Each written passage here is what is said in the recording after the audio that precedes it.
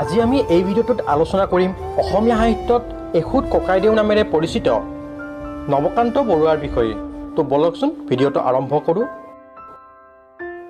নৱকান্ত বৰুৱাৰ জন্ম হৈছিল 1926 চনৰ 29 ডিচেম্বৰত নগাঁও জিলাৰ ডিবৰুত। তেওঁৰ দেউতাকৰ নাম আছিল নীলকান্ত বৰুৱা আৰু মাতৃৰ নাম আছিল স্বৰ্ণলতা বৰুৱানী। তেওঁৰ দেউতাক শিক্ষা বিভাগৰ এগৰাকী বিদ্যালয় পৰিদৰ্শক হোৱাৰ উপৰিও এজন আদৰ্শ শিক্ষকো আছিল। নৱকান্ত বৰুৱাৰ 3জন ভাতৃ আছিল আৰু তেওঁলোকৰ নামবোৰ আছিল দেৱকান্ত বৰুৱা, জীৱকান্ত বৰুৱা আৰু শিৱকান্ত বৰুৱা। তেওঁৰ ভাতৃ দেৱকান্ত বৰুৱাও অসমৰ এজন শ্ৰেষ্ঠ কবিসকলৰ ভিতৰত অন্যতম আছিল। নৱকান্ত বৰুৱাৰ শিক্ষা জীৱন গাঁৱতে আৰম্ভ হৈছিল আৰু 1941 চনত তেওঁ নগাঁও চৰকাৰী বালক উচ্চতৰ মাধ্যমিক বিদ্যালয়ৰ পৰা মেট্ৰিক পৰীক্ষাত সুখ্যাতিৰে উত্তীৰ্ণ হৈছিল। ইয়াৰ পিছত তেওঁ উচ্চ শিক্ষাৰ বাবে কলকাতাৰ শান্তি নিকেতনলৈ গৈছিল আৰু তাৰ পিছত 1947 চনত তেওঁ কলিকতা বিশ্ববিদ্যালয়ৰ পৰা ইংৰাজী বিষয়ত অনাৰ্ছসহ স্নাতক পৰীক্ষাত সুখ্যাতিৰে উত্তীৰ্ণ হয় আৰু তাৰ পিছত 1953 চনত তেওঁ উত্তৰ প্ৰদেশৰ আলিগড় মুছলিম বিশ্ববিদ্যালয়ৰ পৰা স্নাতকোত্তৰ ডিগ্ৰীও লাভ কৰে। ইয়াৰ পিছত নৱকান্ত বৰুৱাই উত্তৰ প্ৰদেশৰ শিকোহাবাদত অৱস্থিত AK মহাবিদ্যালয়ৰ শিক্ষক হিচাপে কৰ্মজীৱনৰ আৰম্ভণি কৰে। তাত কিছুদিন শিক্ষকতা কৰাৰ পিছত তেওঁ অসমলৈ উভতি আহে আৰু যোৰহাটৰ জগন্নাথ বৰুৱা মহাবিদ্যালয়ত অধ্যাপক হিচাপে যোগদান দিয়ে। পিছত 1954 চনত তেওঁ গুৱাহাটীৰ কটন মহাবিদ্যালয়লৈ বদলি হৈ আহে আৰু তাৰ পৰাই 1984 চনত তেওঁ উপাধ্যক্ষ হিচাপে অৱসৰ গ্ৰহণ কৰে। ইয়াৰ উপৰিও নৱকান্ত বৰুৱাই মাজতে 1964 চনৰ পৰা 1967 চনলৈ 3 বছৰ অসম চৰকাৰৰ মাধ্যমিক শিক্ষা পৰিষদতো ইংৰাজী শিক্ষাৰ বিষয়াৰূপেও কাম কৰিছিল। এই সকলোবোৰৰ লগতে তেওঁৰ অসমীয়া সাহিত্যৰ জগততো এক সুকীয়া স্থান আছে।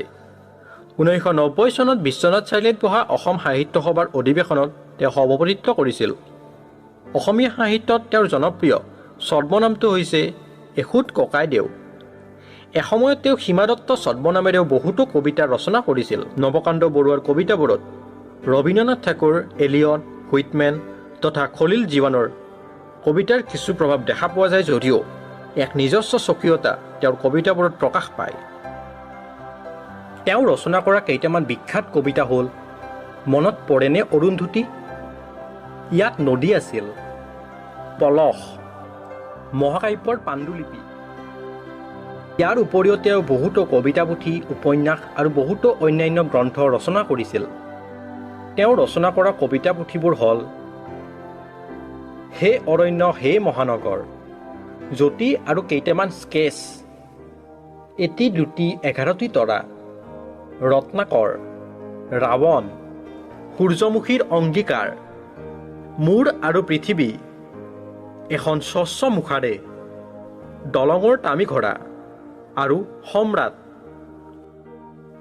তেওঁ ৰচনা কৰা উপন্যাসবোৰ হ'ল কপিলীপৰীয়া সাধু, ককাদেউতাৰ হাড়, গৰমা কুঁৱৰী, মানুহ আটাইবোৰ দ্বীপ, পটাচাৰা, অপদাৰ্থ আৰু অহিংসাৰ জুই।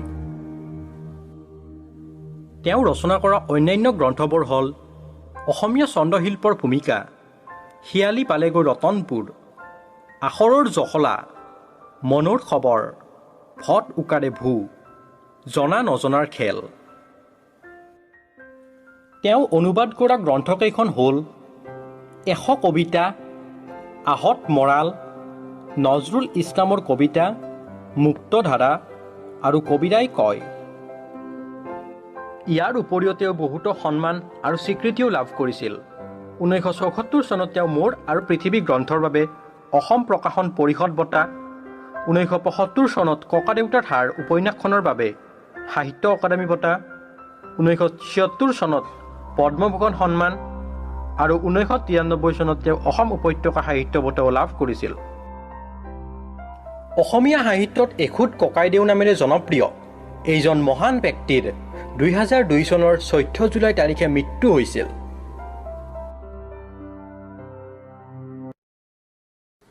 আজিলৈ ইমানেই, ধন্যবাদ।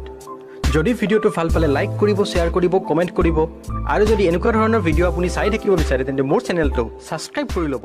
ধন্যবাদ।